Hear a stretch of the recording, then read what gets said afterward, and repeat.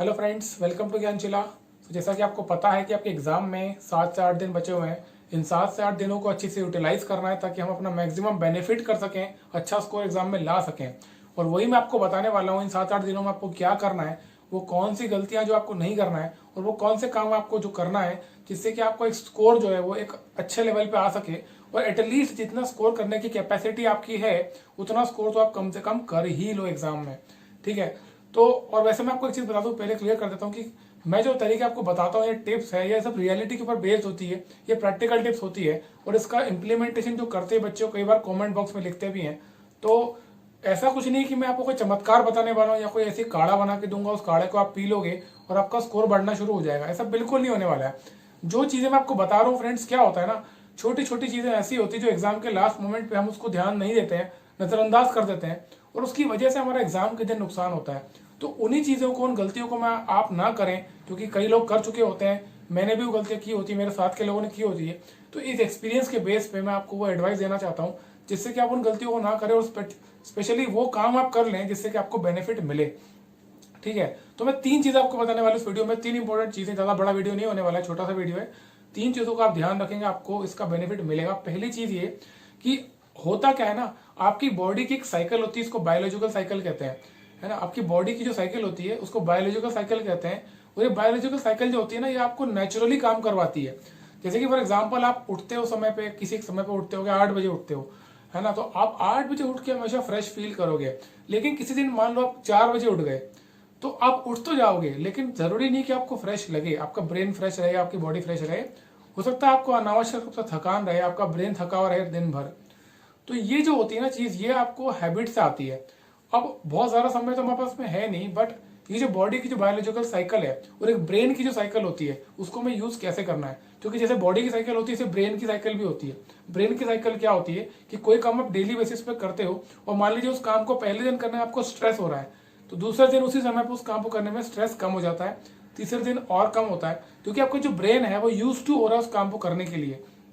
ठीक है। तो उम्मीद करता हूँ ये समझ में आ गया होगा आपको मैं करवाना क्या चाहता हूँ। आपको क्या करना है, आपको डेली जो टाइम आपका एग्जाम का है, मतलब कि 10 से 12 आपका टाइम है क्वांट का पेपर का, तो आपको घर पर 10 से 12 ही प्रैक्टिस सेट्स या मॉक टेस्ट सॉल्व करना है। वैसे ही आपका जो 2 से 4 आई थिंक आपका पेपर होगा इंग्लिश का, तो आपको इंग्लिश का पेपर 2 से 4 ही करना है।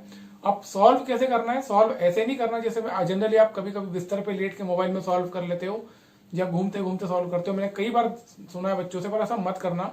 आपको कैसे करना है, जैसे एग्जाम के दिन आप करोगे, प्रॉपर एक टेबल चेयर पे आप बैठोगे और वैसे आप क्वेश्चन पेपर सॉल्व करोगे।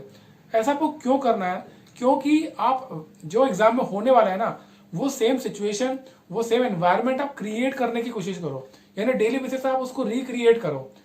और इसका एडवांटेज आपको क्या मिलेगा, जब आप डेली बेसिस पे उस एनवायरनमेंट को क्रिएट करने की कोशिश करोगे, तो जो स्ट्रेस, जो एंजाइटी आपको वहां परेशान कर सकती थी एग्जाम के दिन, उससे आप डेली डील कर रहे हो, डेली उससे आप 2-2 हाथ कर रहे हो। तो इसका फायदा आपको मिलेगा कि वो वहां पे आपको परेशान नहीं करेगी या कम परेशान करेगी।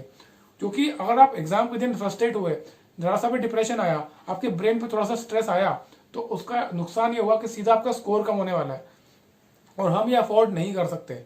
जैसे कि मैं आपको फिर से कह रहा हूं कि मैं ये नहीं कह रहा हूं कि आप 200 में से 200 लेके आ जाओ, क्योंकि आपने जो कुछ जो मेहनत आज तक की है उस मेहनत के बेसिस पे ही आप एग्जाम में परफॉर्म करोगे। बट मान लीजिए आपकी मेहनत है और आपने 185 तक की आपकी कैपेसिटी है, पर 185 भी स्कोर होना मुश्किल होता है, क्योंकि एग्जाम के दिन आपका स्टेट ऑफ माइंड अलग होता है। ठीक है। तो इस चीज को आप ध्यान रखिएगा, आपको ये काम करना ही करना है। 10 से 12 आपका क्वांट आप डेली सॉल्व करो और 2 से 4 आपका इंग्लिश का मॉक टेस्ट आप लगाएंगे। ऑलराइट, ये हो गया पहला काम। दूसरा काम आपका मॉक टेस्ट का। मॉक टेस्ट कौन सा लगाएं, कई बच्चों ने मुझसे क्वेश्चन पूछा कि सर मॉक टेस्ट लगाना बंद कर दें क्या, हम केवल प्रैक्टिस करें या रिवीजन करें। तो देखो, मॉक टेस्ट के लिए मैं आपको एडवाइस करूंगा कि जो मॉक टेस्ट आपके कंपनी वाले का मॉक टेस्ट लगाते हैं, जैसे अलग अलग प्लेटफॉर्म्स के मॉक टेस्ट हैं, उसको अगर आप छोड़ सको तो छोड़ दो। उसके बजाय आप जो 10 से 12 मॉक टेस्ट लगाओगे वो प्रीवियस ईयर पेपर्स को लगाओ। फॉर एग्जाम्पल, आप 2018 का उठा सकते हो, 2 पेपर वहां से मिल जाएंगे, 17 के 2 पेपर मिल जाएंगे, 16 के उठा लो। पुराने ऐसे मतलब बैकवर्ड तरीके से जाओ, मतलब रिवर्स ऑर्डर में जाओ, 18 से स्टार्ट करो और पीछे जाओ, और 7-8 दिन में डेली एक लगाओ। उसका फायदा आपको क्या मिलेगा, क्योंकि जो मॉक टेस्ट आप लगाते हो ना परचेज करके, उसके अंदर वो कई लोग ऐसे क्वेश्चन डालते हैं जो कि रेलेवेंट नहीं होते हैं, जो क्वेश्चन एग्जाम में नहीं आते हैं। तो उसका नुकसान आपको ये उठाना पड़ेगा कि वो क्वेश्चन आपने जब सॉल्व करोगे तो आपको लगेगा ऐसा क्वेश्चन मुझसे सॉल्व नहीं हो रहा है, दैट मीन्स मेरे अंदर कोई कमी है, जबकि ऐसा कुछ ना हो सकता है आपकी तैयारी अच्छी हो। तो आप क्या करो, प्रीवियस ईयर पेपर को सॉल्व करो। उनको सॉल्व करने से क्या होगा, एग्जाम के पैटर्न के आप करीब चले जाओगे, आप थोड़ा ज्यादा फैमिलियर हो जाओगे एग्जाम के pattern, type of questions come in exam, उससे फैमिलियर आप हो जाओगे तो आपको ज्यादा बेनिफिट मिलेगा एग्जाम के दिन। ठीक है, तो ट्राई ये करना अपने को कि केवल वही क्वेश्चन लगाओ जो एग्जाम में आते हैं। ऑलराइट, अब आप इन मॉक टेस्ट का एनालिसिस मत करना, एनालिसिस करने से आपको बेनिफिट नहीं मिलने वाला, क्योंकि आप केवल, मैं आपको ये करवा रहा हूँ आपकी बेनिफिट के लिए, आपको केवल बैठना है। आप बैठना सीख जाओ और बैठ करके मान लीजिए कोई क्वेश्चन ऐसा आता है तो उस क्वेश्चन को कैसे डील करना है, कोई टफ क्वेश्चन आ जाए, उसको टाइम खा रहा है, तो वहां पर आप कैसे डील करो एग्जाम में, उस चीज को प्रैक्टिस करो डेली बेसिस पे, ताकि एग्जाम के दिन वो चीज हल्की लगे आपको। ऑलराइट, अब जब आप पेपर सॉल्व करोगे 10 से 12 क्वांट का मान लीजिए आप लगाते हैं, तो आप क्या करोगे, आपने पेपर देखा, पहला क्वेश्चन आया आपने सॉल्व किया, दूसरा वेब क्वेश्चन आया उसको सॉल्व किया, तीसरा सॉल्व किया, चौथा सॉल्व किया, पांचवा सॉल्व किया। ऐसा आपको नहीं करना है, ऐसा आपको बिल्कुल नहीं करना है। मैं कई बार आपको एक स्ट्रेटेजी बता चुका हूं, उस स्ट्रेटेजी को आपको फॉलो करना है एग्जाम के दिन भी और इन 7-8 दिनों में भी। क्या स्ट्रेटेजी है वो, आप क्या करोगे, पहले वो सारे क्वेश्चन सॉल्व करोगे जो कि आप 30 से 40 सेकंड में इजीली सॉल्व कर पा रहे हो, या मैक्सिमम 45 सेकंड। ऐसे सवाल जो कि आपकी स्ट्रेंथ है, आपकी ताकत है, जो कि आपका स्कोर बढ़ाने में आपकी मदद कर रहे हैं, उन सारे सवालों को आप पहले सॉल्व करोगे। इसका आपको एडवांटेज आगे चल के मालूम पड़ेगा। होता क्या है फ्रेंड्स, एग्जाम के पेपर में ना 5-6 क्वेश्चन एग्जामिनर जानबूझ के ऐसे डालते हैं जो कि आपको फ्रस्ट्रेट करे, वो आपको परेशान करे, और वो इसलिए डाले जाते हैं क्योंकि फिर हर कोई फुल स्कोर ले आएगा। कुछ क्वेश्चन तो ऐसे डालना ही पड़ेंगे जो कैलकुलेटिव हो, जिनमें कॉन्सेप्चुअल क्लैरिटी थोड़ी ज्यादा लगती हो। ठीक है, तो वो क्वेश्चन अगर आप पहले सॉल्व करने बैठ गए और आप उसमें उलझ गए तो आप बहुत बड़ा समय वेस्ट कर दोगे अपना। और मान लीजिए आपने किसी क्वेश्चन में 3-4 मिनट जहां बर्बाद किए, तो आपके सामने टाइमर चल रहा होगा, और टाइमर चल रहा होगा वो आपको बताएगा कि टाइम ज्यादा बचा नहीं है, तो यहाँ पर टेंशन क्रिएट होता है, क्योंकि आपको लगता है कि टाइम कम है, पेपर ज्यादा बड़ा बचा हुआ है, और कई सारे क्वेश्चन ऐसा आते हैं जो मैं सॉल्व नहीं कर पा रहा या कर पा रही, और बाद में छूट जाएंगे वो। तो हमारा प्राइमरी पर्पस ये होना चाहिए कि वो सारे क्वेश्चन जो हमको आते हैं और हमारे हाथ के क्वेश्चन हैं, उनको सबसे पहले जल्दी से हम खत्म कर दें। तो पहले राउंड में आप ये करो कि सारे के सारे क्वेश्चन एक शॉट में खत्म कर दो। वो सारे क्वेश्चन जो आपको आते हैं, वो कितने भी हो, वो 30, 40 हो, 50 हो, 60, 70 कितने भी हो सकते हैं। ठीक है, तो इजीली सॉल्व कर, पूरे 100 तक आप पहुंच जाओ, 1 to 100, उसके बाद वापस से आप 100 से 1 पे आ जाओ। फिर आप वो क्वेश्चन सॉल्व करो जो कि आपको समय लग रहा है लेकिन आप सॉल्व कर सकते हो।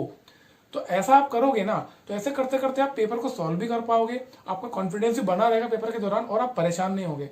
और इस चीज की प्रैक्टिस आपको 7-8 दिनों में करनी है, क्योंकि अगर आप प्रैक्टिस नहीं करोगे तो एक दिन में आप कोई स्ट्रेटेजी बना के अप्लाई नहीं कर सकते। लेकिन 7-8 दिन अच्छा समय होता है, 7-8 दिनों में कुछ ऐसा हम कर सकते हैं जिससे कि हम एग्जाम के दिन अपने आप को मैनेज कर सके, हम पेपर कैसे देना है। ठीक है, तो ये दूसरी चीज हो गई आपकी। तीसरी चीज इंपॉर्टेंट, बहुत इंपॉर्टेंट चीज है रिविजन, जो मुझे पता लगा कई लोग नहीं कर रहे हैं। रिविजन बहुत इंपॉर्टेंट है फ्रेंड्स। जैसे कि इवन जो आपके इंग्लिश के अंदर रूल्स होंगे, कई सारे ग्रामर के रूल्स आपको रटना ही पड़ते हैं। Idioms and phrases, word substitution में कई बार कह चुका हूँ। आपके क्वांट के अंदर कई सारे ऐसे कॉन्सेप्ट्स होते हैं, जैसे प्रोसेस होती है, कई सारी चीजें ऐसी होती है जो फॉर्मूलेज होते हैं, रटना पड़ते हैं। उनको अगर आप नहीं करोगे तो एग्जाम में आपके काम नहीं आने वाले हो, तो वो पढ़ाई आपकी बेकार हो जाएगी ना। आपने थोड़ी सी पढ़ाई भी जो की है उसको आप यूटिलाइज करो। तो रिविजन के बिना और कोई तरीका नहीं है कि एग्जाम तक आप उसको अपने माइंड में रिटेन कर सको। ठीक है, तो रिवीजन बहुत इंपॉर्टेंट है। अब आप क्या करो, कम से कम 1.5 घंटा सुबह और 1.5 घंटा शाम को, 3 से 4 घंटा आप किसी भी हाल में रिवीजन डेली करो। रिवीजन का मतलब रटना नहीं है, रिवीजन का मतलब उस चीज को पढ़ना, पढ़ करके आंख बंद करके या पेपर कुछ कॉपी को बंद करके माइंड में रिकॉल करना, इसको रिवीजन कहते हैं। तो रिवीजन की भी टेक्निक होती है करने की, उसको प्रॉपरली करो ताकि एग्जाम में आपको स्ट्रेस ना हो, कोई फॉर्मूला सोचने में मेहनत ना करनी पड़े। कोई फॉर्मूला आपको अप्लाई करना है तो फटाक से दिमाग में आ जाए कि फॉर्मूला क्या है। ठीक है, तो उम्मीद करता हूँ ये जो मैंने बताया इसको आप अप्लाई करोगे और एग्जाम पेपर के लिए अपने आप को तैयार करो। ये भी एक काम होता है, पता कई लोग ये नहीं करते हैं। एग्जाम के अंदर 2 घंटा बैठना और बिल्कुल स्टेबल माइंड के साथ में, स्टेबल बॉडी के साथ में, बिना किसी डिप्रेशन में आए, कोई एंजाइटी लिए, कोई परेशान हुआ, पेपर दे दो, ये भी बहुत बड़ा काम होता है। और जो ये करता है ना उसका स्कोर उतना ही आता है जितना उसका आना चाहिए।